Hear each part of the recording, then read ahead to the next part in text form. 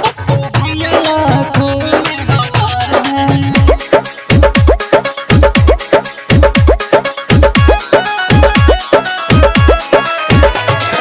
Recording by Archie Dennis.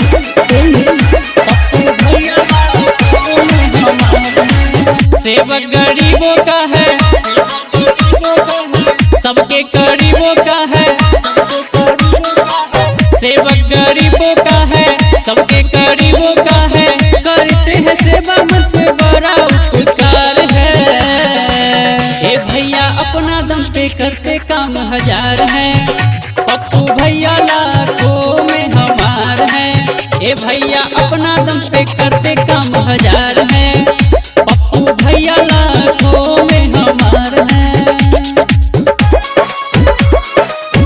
Pappu भैया लाखों में हमार है।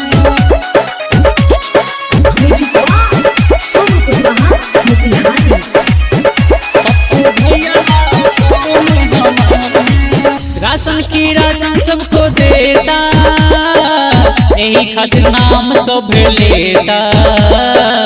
यही खातिर नाम सब लेता।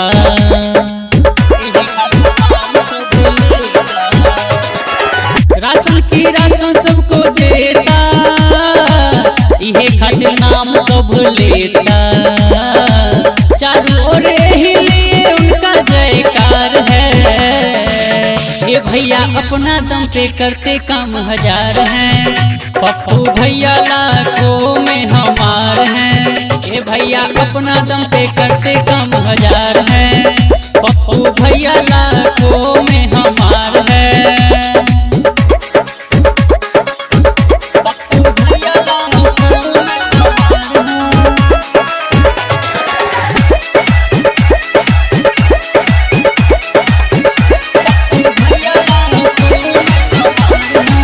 कोई ना दुख में पैसा, घरे घरे जाके बटे पैसा।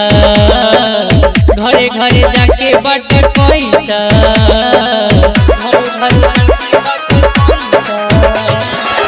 कोई ना दुख में पैसा, घरे घरे जाके बटे पैसा। कहते हैं अमित मनीष सेवा लगातार है।